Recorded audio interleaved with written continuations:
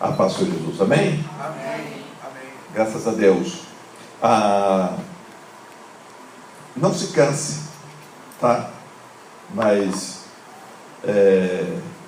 temos foco, temos alvo e queremos alcançá-los, tá?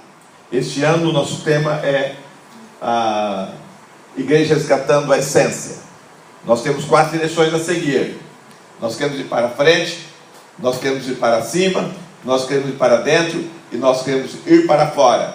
Para dentro vamos como liderança, para cima nos consagrando e servindo ao Senhor. Para dentro, juntos, de mãos dadas, em comunhão. E para fora, querendo alcançar outros e ver outros abençoados e caminhando conosco rumo à glória de Deus. Amém. E nesse mês nós temos o subtema que nós vamos estar falando no mês de março: ouvindo e praticando.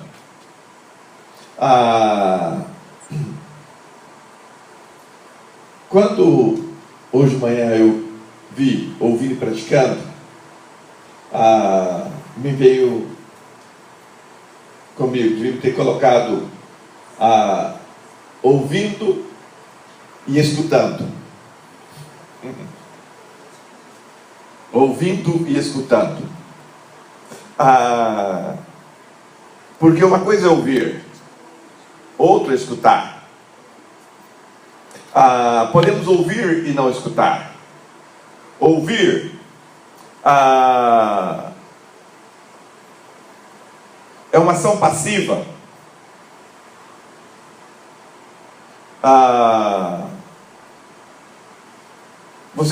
Eu tenho um aparelho auditivo e não tem como não ouvir. Os ruídos, os pássaros cantando, a gente ouve. Isto é ouvir. Escutar é diferente. Escutar é prestar atenção, é valorizar, é assumir, é entender, é considerar. Este é o sentido de escutar. E nós não podemos apenas ouvir a palavra de Deus. Nós precisamos sim escutar, dar ouvido, praticar, valorizar, assumir, entender e considerar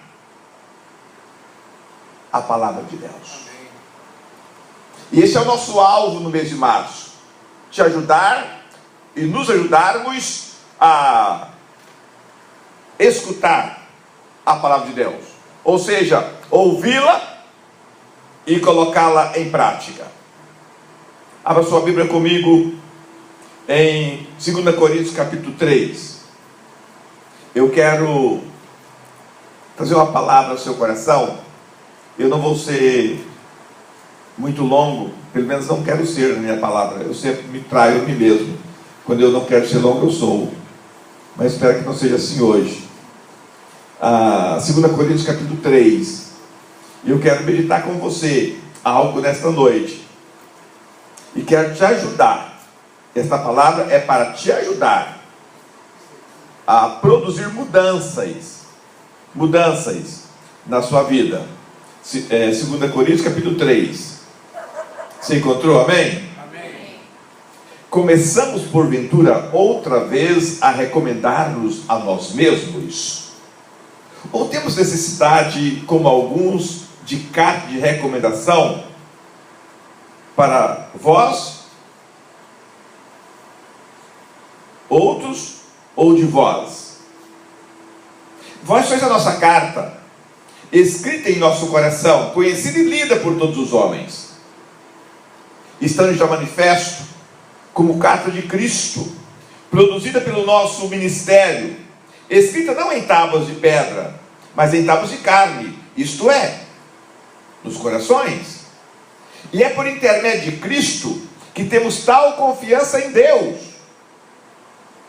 não que por nós mesmos sejamos capazes de pensar alguma coisa, como se partisse de nós. Pelo contrário, a nossa suficiência vem de Deus, o qual nos habilitou para sermos ministros de uma nova aliança, não da letra, mas do Espírito, porque a letra mata, mas o Espírito vivifica. Aleluia, glória a Deus. E se o mistério da morte, gravado com letras em pedra, se revestiu em glória, ou de glória, portanto, ou a ponto de os filhos de Israel não poderem evitar a face de Moisés, por causa da glória de seu rosto, ainda que desvanecesse, ou fosse temporária, como não será de maior glória o mistério do Espírito? Porque se o mistério da condenação foi glória, em muito maior proporção será glorioso o ministério da justiça. Portanto, na verdade, o que outrora foi glorificado, neste respeito, já não resplandece diante da atual sobre excelência da glória. Porque se o que se desvanecia teve sua glória, muito mais glória tem o que é permanente. Eu, quando li esse texto da Bíblia, desculpe a expressão, mas eu fiquei rindo sozinho, viu? Gostei muito, gosto da Bíblia como um todo. Esta palavra, Paulo está dizendo aos coríntios, para que eles compreendessem algo fundamental para a vida do ser humano. E aí não quer dizer cristão ou não cristão, eu quero dizer para o ser humano. O alvo de Deus é o ser humano. Deus se direciona a homem, e o alvo de Deus é o homem. E há duas coisas interessantes que eu quero ressaltar para você.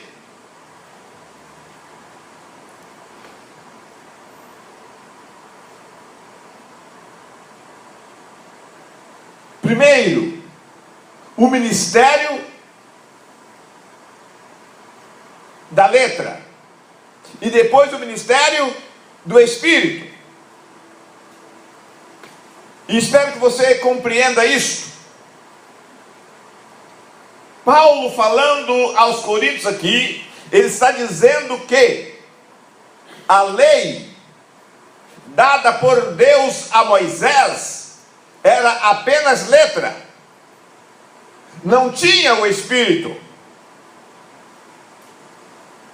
Quando Deus fala com Ezequiel, ele diz: a alma que pecar, esta morrerá.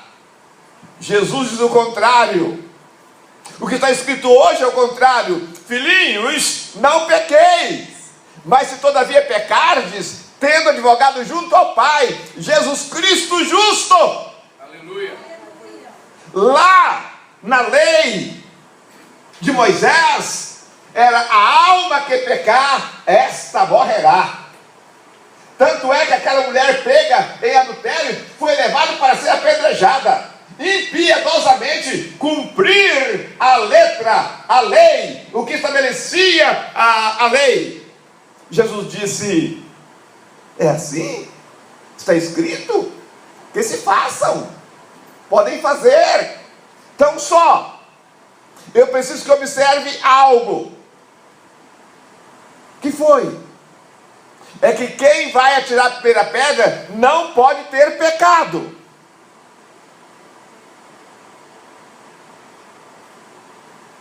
Na tradição judaica, o apedrejamento começava pelo mais velho, o ancião de todos, começaria a atirar a pedra, e todos foram se retirando, e não ficou ninguém. E quando Jesus olha para a mulher: mulher, onde estão teus acusadores? Ninguém te condenou, ninguém, nem tampouco eu, vai e não peques mais. E sabe o que eu vejo ali? Aqueles homens, se eles fossem atirar a pedra, teriam que pegar a pedra e julgar contra si mesmos, antes de atirar contra aquela mulher, eles tinham que pegar aquela pedra e atirá-la contra eles mesmos, porque eles também estavam em pecado. Tanto é que ninguém atirou contra ela. Então a lei, a letra, o ministério da letra matava, era impiedosa, incompassiva e sem misericórdia. Agora, o mistério, ou o ministério do Espírito, é amor, é graça, é perdão, é misericórdia. Então, quando nós voltamos para o nosso tema, ouvindo e praticando, nós saímos da condição da letra morta para o Espírito vivificante. Saímos da condição daqueles que a lei, sabem, conhecem, mas não colocam em prática no seu viver cotidiano. Eles conhecem tudo de mente, eles sabem tudo na ponta da língua, mas quando eles têm que colocar em prática, eles tropeçam e tropeçam suas próprias pernas, porque eles não são capazes de exercer aquilo que eles conhecem, que eles sabem. Já contei para vocês centenas de vezes,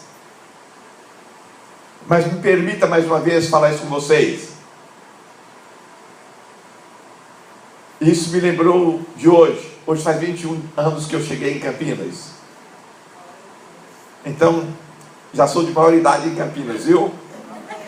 Hoje, 1º de março de 2015, faz 21 anos que eu cheguei em Campinas com o Samuel, com 14 anos, o Tiago, salvo engano, com 10, a Miriam com 5, e estamos aqui há 21 dias. Certo dia, na nossa igreja em Campinas, apareceu uma família. E Deus fez um milagre na vida dessa família. E através do milagre que Deus fez na vida daquela família, toda ela foi para a igreja. E o chefe daquela família, o senhor José Gaspar da Silva, também chegou e foi batizado e participando da igreja. E era bênção aquela família da igreja.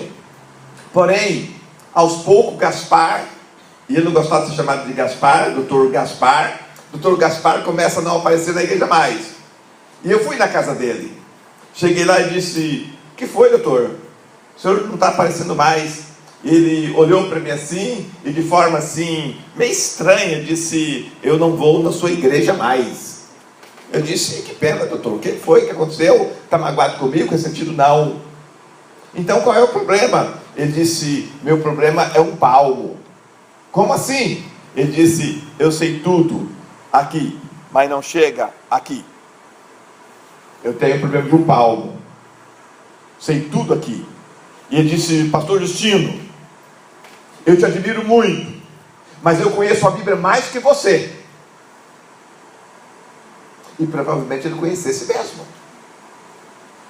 Ele conhecia a letra, ele conhecia o que estava escrito, mas ele não recebeu Deus em seu coração, em sua alma, em seu ser. Ele conhecia a Bíblia como livro, como talvez até escritura, mas não tinha como palavra de Deus para a sua vida. E aquele homem nunca mais voltou à igreja. Era amigo, e é amigo até hoje, mas não é irmão em Cristo, porque ele não nasceu de novo, ele não experimentou o ministério da vida. Ele sabia que tinha apenas o ministério do conhecimento, da letra, que mata. O Espírito é que dá vida. E Paulo diz: se o ministério da morte, então o Velho Testamento, olhando para o aspecto, é um ministério de morte, implacável, dente por dente, olho por olho. Quem com fé ferir, com fé será ferido. Era isto, era o ministério da morte. A alma que pecar morrerá. gravado com pedras, e foi assim que Moisés desceu do monte com as tábuas da lei, gravada pelo fogo de Deus, e ali estava a palavra escrita, e essa palavra escrita, gravada em pedras, se revestiu de glória. Sim, quando Moisés desceu do monte, não podiam olhar por ele, ele brilhava, a glória do Eterno estava sobre ele, e o povo de Israel não podia olhar para Moisés, a face dele brilhava. Por causa dele? Por causa das tábuas da lei? Não, por aquele que estava nele e com ele, pelo Deus que revestia ele, com quem ele ficou 40 dias e 40 noites. Irmãos, andar com Deus, viver com Deus, é manifestar para as pessoas ao nosso redor, sem palavras, o Deus que é Senhor das nossas vidas. Eles perceberão, eles verão nossa forma de ser e viver, que nós estivemos com Deus e que Deus está conosco. Quando Moisés desce da montanha com as tábuas da lei, eles viam que ele esteve com Deus, Deus esteve com ele. Eles podiam entender que não era algo comum e qualquer, não era coisa de homem, era alguma coisa divina. A glória, a majestade acompanhava Moisés com as tábuas da lei. Aleluia, aleluia. Muito mais é hoje, se esta palavra estiver gravada em teu coração, em tua alma, no teu ser, você vai brilhar, você vai resplandecer, você vai ser fogo puro, aleluia, aleluia, do alto da cabeça à planta dos pés. Era a glória de Deus. Mas ainda no ministério da letra, olha o versículo 8: como será de maior glória o ministério do Espírito? Como será de maior glória o ministério do Espírito? Irmão, isto é igreja. A igreja é fruto do ministério do Espírito. Israel, os judeus, são frutos da lei, das tábuas, dada a Moisés, confiada a Moisés. Eu e você não, nós somos frutos de Atos capítulo 2, do dia de Pentecoste. Lá surgiu, lá nasceu a igreja, não mais sobre a égide do conhecimento da letra, mas pela manifestação do poder do Espírito. Amém, aleluia. E por isso viram o mesmo fogo que Moisés viu lá no Horebe, naquela sarça. Eles viram no Pentecoste, foi distribuído entre eles língua como que de fogo. Da mesma forma, Moisés, como subiu ao monte para encontrar com Deus e desceu de lá com as tábuas da lei, o mesmo fogo, a mesma chama envolvia Moisés. No Pentecoste, o mesmo fogo, a mesma chama envolveram os 120 irmãos. Amém, aleluia. E agora não é mais o ministério da letra, mas o ministério do Espírito. Glória. O Espírito que habita em mim, habita em ti, habita em nós. E Paulo diz ao Romanos: se alguém não tem o Espírito, esse tal não é dele. Se alguém não tem o Espírito de Cristo, esse tal não é dele. Mas nós temos esse Espírito habitando em nós, no nosso dia a dia. Paulo diz mais: porque se o mistério da condenação foi glória, os 10 mandamentos é só não, não, não, não, não. Não matarás, não furtarás, não adulterarás, não cobiçarás, não terás outro Deus. Só não. É um mistério como que de condenação. Mas mesmo assim, sendo dado por Deus, foi glória. Foi glória. Porém, ele diz para mim e para você, em muito maior proporção. será glorioso o ministério da justiça, que é o do Espírito. É muito maior, a proporção é maior. Nós temos hoje o que nenhum judeu teve. Nem o judeu teve, nem Davi, o grande rei. Ele não tinha o Espírito. Nem Salomão, com todo conhecimento e sabedoria, tinha o que eu e você temos, o Espírito. No Velho Testamento, o Espírito apenas visitava o povo, vinha sobre eles, mas não morava, não habitava, não reinava. Nós não, nós temos a primícia, nós temos o Espírito, ele habita conosco, está em nós. Ele veio do Pentecoste e ele não saiu e não vai sair até que Jesus Cristo volte e se apresente nas nuvens e nós subamos ao encontro dele. Amém. Amém. Até lá o Espírito está conosco. Glória a Deus. Está na igreja, está nesse lugar, está no nosso meio. Graças. Aleluia. Glória a Deus. Se o mistério da condenação foi tão glorioso que brilhava na face de Moisés, muito maior proporção será glorioso o mistério da justiça, pelo Espírito que nos foi dado, que habita conosco, que está em nós.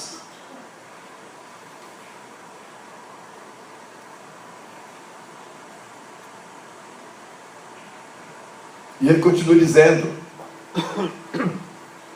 portanto, na verdade, o que outrora foi glorificado, neste respeito, já não resplandece diante da atual sobreexcelente da glória. O que foi outrora não resplandece mais, não tem brilho mais. Não, irmãos. A lei e os profetas vigoraram até João. A partir dali, manifesta-se Jesus, o Deus que se fez carne e habitou entre nós, e vimos a sua glória como a glória do unigênito do Pai. A glória veio para estar, habitar, permanecer em nós, por meio de nós, cada dia da nossa vida. Amém. E a glória hoje é sobreexcelente. A atual é uma glória sobreexcelente. É muito além daquela glória. Graças a Deus. A minha forma de viver e ser hoje é muito diferente. Olha o versículo 11. Porque se o que se desvanecia teve sua glória, então do vestimento era uma glória que desvanecia, era momentânea, era circunstancial. O Espírito vinha, ministrava, precisava ser ministrado, e voltava para o céu, voltava para Deus, voltava para a glória. Então aquela glória se desvanecia. Muito mais glória tem o que é permanente. A manifestação de Deus hoje na igreja, irmãos, não cessa. Desde o dia de Pentecoste até hoje, a manifestação de Deus na terra não cessa, ela permanece, ela não desvanece e não desvanecerá. Por isto, o homem que não ouvir a mensagem do Evangelho, o homem que não se atentar para a mensagem do Evangelho, o homem que não se converter a Cristo Jesus e não for templo do Espírito de Deus, ele é indesculpável. Ele ouve nos rádios, ele vê na televisão, ele passa todo dia em frente 5, 6 igrejas, ele tem a Bíblia aí online, ele tem a Bíblia em toda a livraria que ele passar, até nos aeroportos das bancas tem a Bíblia, aonde ele quiser, ele pode ouvir, entender e compreender desta glória que não desvanece e que permanecerá para sempre, a glória de Deus estabelecida na igreja.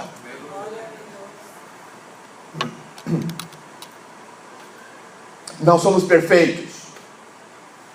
E Deus não disse que você seria perfeito. O que Ele diz que o Espírito dele é em nós faria muita diferença.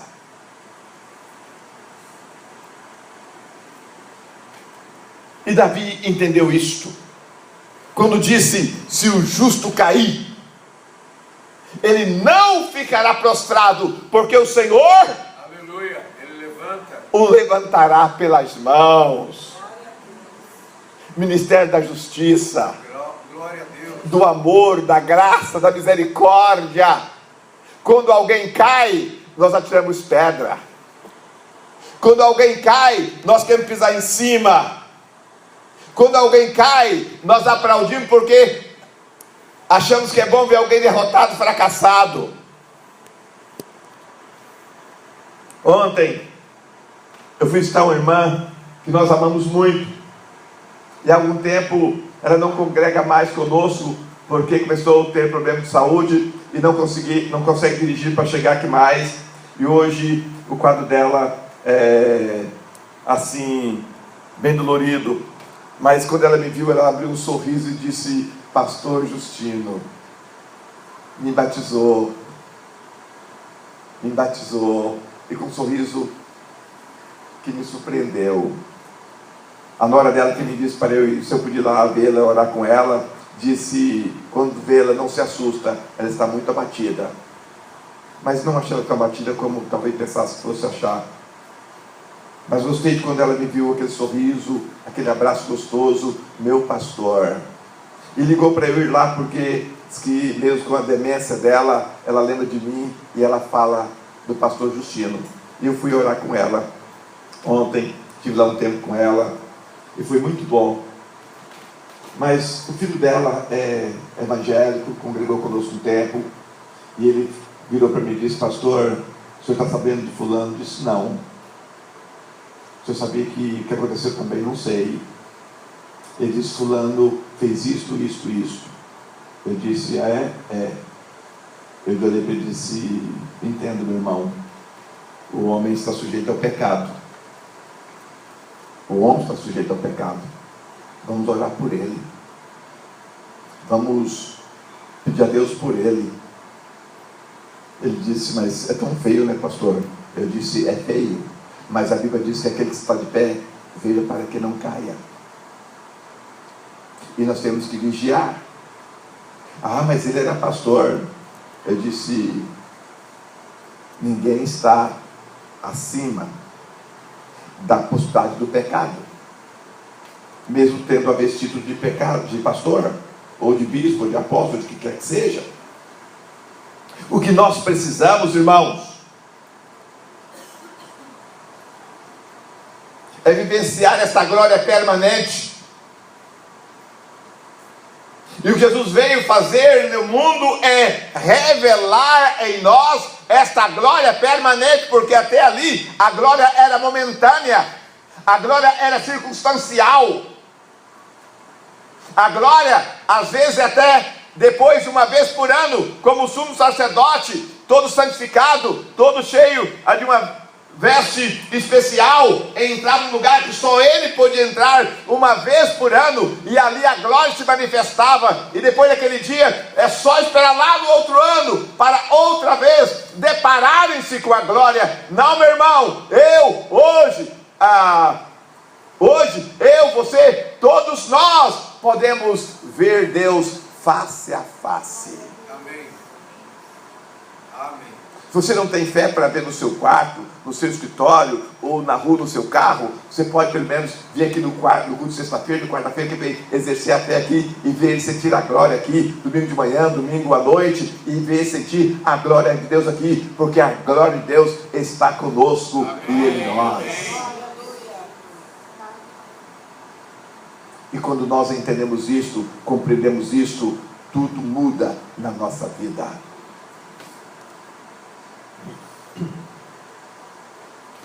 Um dos nossos pastores em Goiânia escreveu um livrinho para adolescentes. Qual é o título, Tiago? Cadê meu celular? Né? Hoje Nós não vivemos sem celular.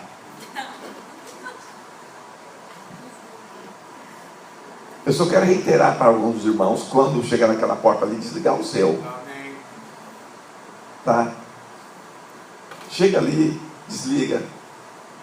Entra com ele aqui desligado. São tão modernos hoje que você, depois, quando ligar, você vai saber quem ligou para você, que hora ligou, né? O número vai estar lá para você retornar. Não precisa estar preocupado quanto a isso. Então, meus irmãos, mas nós precisamos nos voltarmos para Deus, não em cima da palavra ou da letra, mas por esse agir sobrenatural e espiritual de Deus em nós. Amém. Então, o ouvir e praticar não é apenas uma postura religiosa ou de igreja, é uma postura de vida. É uma postura de vida pessoal. Pessoal. Não espera isso da outra pessoa ao seu lado. Seja pai ou mãe. Seja irmão ou irmã. Seja pastor ou quem quer que seja. Não espere. Esta é uma responsabilidade pessoal sua e Deus. Deus e você. Você tem a oportunidade de vivenciar o mistério do Espírito, ou o ministério do Espírito, e se desvencilhar de tudo que possa escravizar você. Amém. Religião escraviza. Religião escraviza.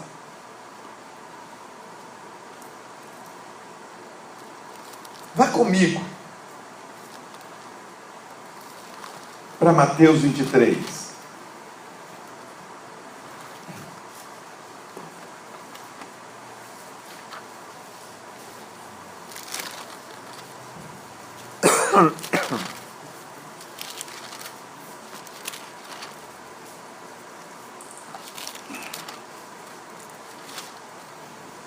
Você encontrou? Versículo 13. Nós podemos chamar esse versículo, esse capítulo Ai.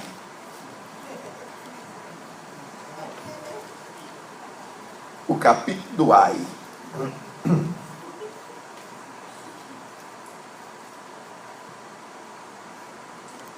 E precisamos ter cuidado para esse ai não recair sobre nós.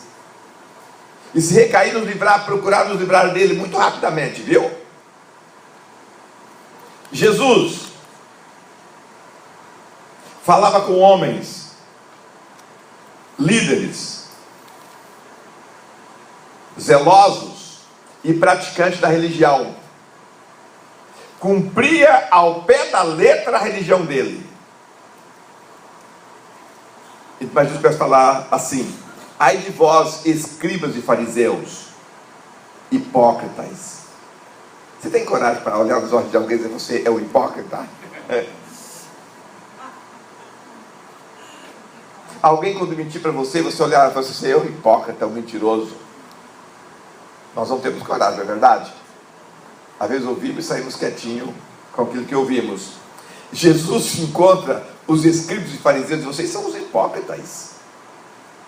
Porque fechais o reino dos céus diante dos homens, pois vós não entrais, nem deixais entrar os que estão entrando. Os escribas conheciam o Velho Testamento até vírgula, ponto e vírgula, interrogação, exclamação. Eles sabiam tudo de cor e salteado, mas eles não praticavam a lei. Eles não vivenciavam, eles não tinham o mínimo compromisso com aquilo que eles conheciam. Este é o grande problema que nós temos hoje com os que diz religiosos, independente de que religião. Eles não têm o compromisso de praticar aquilo que eles ouvem. Os fariseus os escribas, eles ficavam na porta, não entravam e nem deixavam os que queriam entrar. 14. Ai de vós, escribas, fariseus e hipócritas, porque devorais as casas das viúvas, e para justificar fazeis longas orações. Por isto sofrereis juízo muito mais severo. Ainda oravam, devoravam as viúvas e ainda oravam, e orações longas, viu? Para ser visto pelos outros, conhecido pelos outros. Isto é maligno, isto é do diabo. Continua: ai de vós, escribas, fariseus hipócritas, porque rodeais o mar e a terra para fazer um prosélito, e uma vez feito, o tornais filho do inferno 2 vezes mais do que vós. Sabe o que é prosélito, irmãos? É aquilo que o El está fazendo, aliciando pessoas para se unir a eles. O Estado Islâmico, aliciando jovens, adolescentes, para se unir a eles. Isto é prosélito, é tornar alguém adepto da minha seita, da minha religião, da minha igreja, que já tem a dele. Isso é proselitismo. E eles faziam isto, ganhava a pessoa, para tornar a pessoa 2 vezes mais filho do inferno. Desculpa, até eu não sei muito sobre o El, mas eu acho que o que eles fazem é isso: pegam os jovens na Europa, levam lá para o deserto do Oriente Médio para ser bomba de canhão, para morrer na frente dos tanques de guerra, das bombas lançadas pelos aviões, né? E daqui a um tempo eles vão estar lá com muito dinheiro, riquíssimos. Às vezes as igrejas, as religiões fazem isto, mas esse não é o Espírito de Cristo. Esse não é o Espírito de Cristo. Pelo menos nós aqui como Igreja de Cristo, não é o nosso papel de jeito nenhum. É ajudar você a ir conosco, morar nos céus e habitar na glória com o nosso Deus. E ele continua: ai de vós, guiais cegos, que dizeis: quem jurar pelo santuário, isso é nada. Mas se alguém jurar pelo ouro do santuário, fica obrigado pelo que jurou. Irmãos, como um homem comete impropérios, o que jurar pelo ouro, fica obrigado pelo ouro que jurou. Mas se alguém jurar pelo altar, não tem obrigação nenhuma. Eu prometo, eu vou dar R$1.000. Você prometeu dar R$1.000, você tem que dar. Não, eu prometi que eu vou orar 1 semana. Se você quiser orar, você vem. Se você não quiser, não precisa orar, não. Não, irmãos. Orar vale mais que muitos milhões de reais. O altar é mais santo do que qualquer coisa. Não tem dinheiro que paga o altar. Altar significa presença de Deus, manifestação de Deus, glória de Deus. Então está dizendo aqui: olha, se jurar pelo ouro, você é obrigado pelo ouro que você jurou. Mas se você jurar pelo altar, você não tem obrigação nenhuma. Misericórdia. E ele continua dizendo: insensatos e cegos, pois qual é maior, o ouro ou o santuário que santifica o ouro? O que santifica o ouro é o santuário. Quando você coloca na salva o serviço, sua oferta, irmãos, você não está dando na igreja de Cristo. Você está colocando sobre o altar de Deus a sua vida financeira, a sua vida econômica, o seu emprego, o seu trabalho, toda a sua área material. Você está apresentando e consagrando a Deus. Não é o dinheiro pelo dinheiro, irmãos. Deus não precisa do meu e do seu dinheiro. Ele é o dono da prata e do ouro. Ele criou todas as coisas e Ele é Senhor absoluto sobre todas as coisas. Mas Deus é maravilhoso, é glorioso e aceita quando eu ofereço a Ele algo do meu dinheiro, como louvor, como culto e adoração, reconhecendo que Ele é Senhor sobre todas as coisas. E quando eu faço isso, eu estou consagrando aquela área da minha vida ao meu Deus.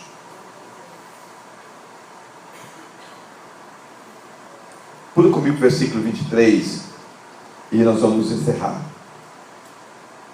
Ai de vós, escribas e fariseus hipócritas, porque dais dízimo da hortelã, do endro, do cominho, e tendes negligenciado os preceitos mais importantes da lei, a justiça, a misericórdia e a fé. Devíeis, porém, fazer estas coisas sem omitir aquelas. Eles davam dízimo de coisas pequenas. Ele tinha uma hortinha no quintal de casa e tinha um hortelãzinho. Ele levava 10% da hortelã para o altar. Ele tinha o endro ou cominho lá na casa dele, ou cebolinha, ou alface, ou repolho, ou a couve. Ele levava lá do altar 10% da sua hortinha lá, porque ele tinha a sua hortinha. Mas eles negligenciavam o que era fundamental: justiça, misericórdia e fé. Não eram justos, não eram misericordiosos e não eram pessoas de fé. Devias fazer aquelas, mas sem omitir estas. Devemos dar o dízimo do hortelã, do endro, do cominho, mas devemos também ser justos, misericordiosos e colocar a fé em prática. Esse é o problema. Nós às vezes achamos que fomos à igreja e cumprimos a nossa obrigação, damos nossos dízimos e cumprimos a nossa obrigação. Fomos visitar alguém no hospital, ver alguém, cumprimos a nossa obrigação. Irmãos, nós nunca vamos cumprir toda a nossa obrigação. O quanto fizermos, ainda há algo mais que nós podemos fazer e devemos fazer para a glória de Deus. Não para eu me promover, mas para promover o meu próximo. Promover o meu próximo. E promovendo o meu próximo, eu estou glorificando a Deus.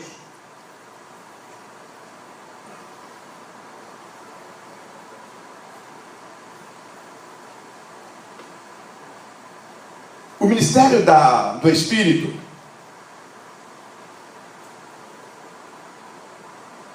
podemos dizer que ele é baseado nessas três coisas: justiça, misericórdia e fé.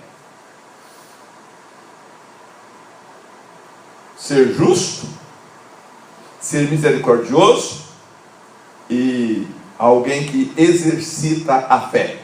Não, o que é fé? É andarmos pelo que cremos e não pelo que vemos, nem pelo que sentimos. Nós gostamos de andar palpando.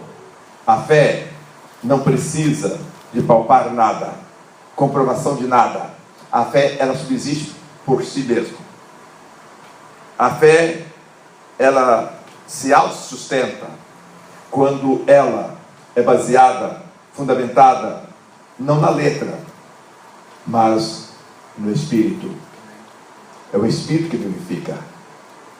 A letra mata, mas o Espírito vivifica. Eu queria te desafiar nesta noite, se é que você precisa de desafio, de dizer a você: meu irmão, nós somos chamados para vivenciar aquilo que nós temos aprendido de Deus, que é maior e melhor do que qualquer coisa nesta vida.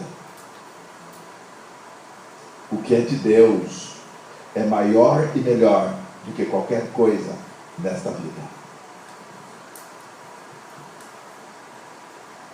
Os homens estão preocupados com coisas.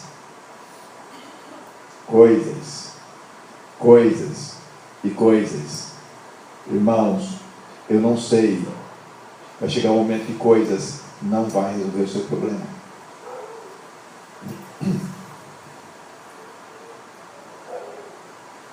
Também já contei para vocês muitas vezes. Em Goiânia eu tinha 2 amigos, Raul e Saulo, milionários, muito ricos. Todas as farmácias de Goiânia pertenciam a Saulo e Raul. Depois eles brigaram e dividiram as farmácias em duas redes. Um ficou com uma rede e um pôs uma distribuidora de medicamento em Goiânia. E o filho desse que pôs a distribuidora de medicamento, que tinha uma rede de farmácia, Saulo, ficou doente. E aí ele correu ao Brasil com o filho. E o filho não melhorava. Foi para a Europa com o filho. Foi para a Índia com o filho. Foi para a Inglaterra com o filho. Foi para os Estados Unidos com o filho. E voltou e não teve jeito, o filho morreu. Ele ficou barbudo, sujo, andando em carro velho, mas bilionário. Alguém chegava na farmácia dele e falou: Raul, Saulo, esse remédio presta? Eu tenho para vender, se presta eu não sei. Se remédio prestasse, meu filho não tinha morrido.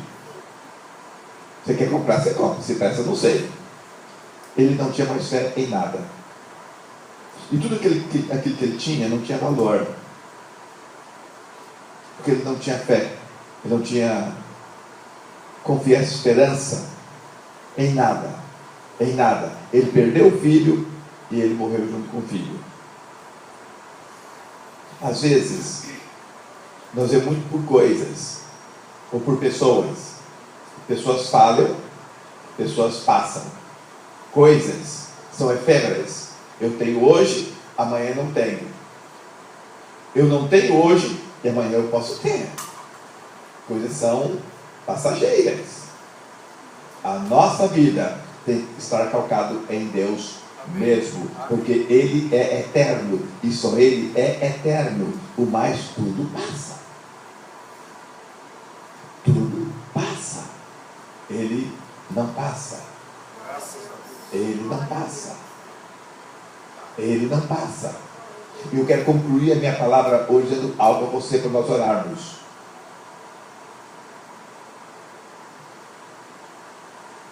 Quando você vai a um cemitério, um velório, tem um banner lá.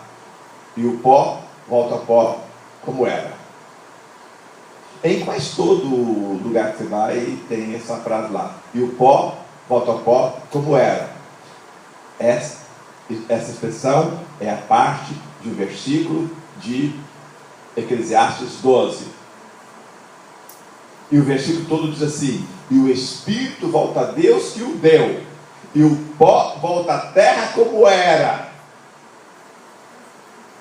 A palavra toda é esta: e o Espírito volta a Deus que o deu, e o pó volta ao pó como era.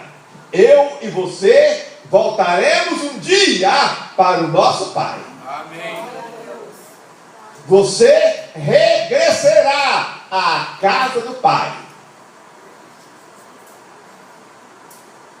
Mas eu quero te fazer uma pergunta: como você vai um dia chegar e bater de volta à casa do Pai? Você pensou nisso?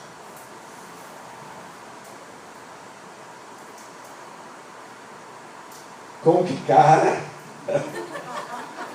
ou que com coração você vai voltar um dia e bater à porta do Pai e dizer: Pai, estou de volta?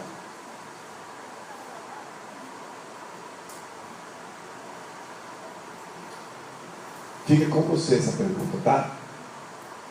Mas o Espírito, eu sou Espírito, você é Espírito, e nós vamos voltar para o Pai do Espírito, que é Deus. O pó que Ele fez do pó da terra vai voltar ao pó, e nós voltaremos à casa do Pai. E como é que você vai bater lá, hein?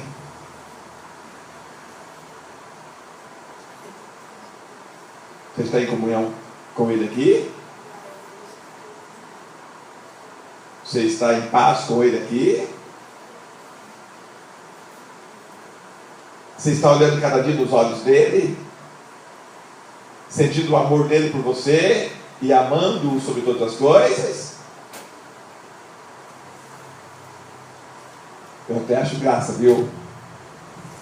Já falei isso com vocês. Minha vida é repetitiva, mas não tem problema, tá? Me perdoe por isso. Às vezes eu vou lá no Samuel, como fiquei 21 dias na casa dele. Ele levanta e diz: peça, pai. Eu digo: abençoe, filho. Aí ele vai, toma o banho dele, vai para a igreja, volta para almoçar, pensa, pai, Deus abençoe, filho. Aí sai, volta 5 horas, ô pai, pensa, Deus abençoe, filho. Se ele viver 10 vezes no dia, ele pede pensa. Não é só ele não, é o Tiago, é a Miriam. Será que nós temos essa autoridade, essa figura paterna de Deus, nós, tão respeitosa, tão amável, tão preciosa? É isso que eu sinto meus filhos assim? Será que nós tratamos Deus tão... Eu sinto dos meus filhos amor, respeito, carinho. Eu sinto dos meus filhos como consideração. Consideração. Será que nós temos tido essa atitude para com o nosso Pai Celestial? Eu tenho muita dificuldade quando eu vejo um filho chamando pai, você. Ô pai, você tá bom?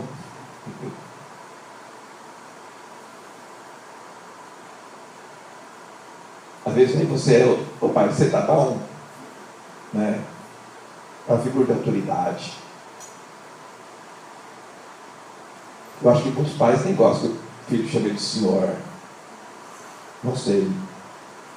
Meu 60 e pouco já está falando mais alto, talvez.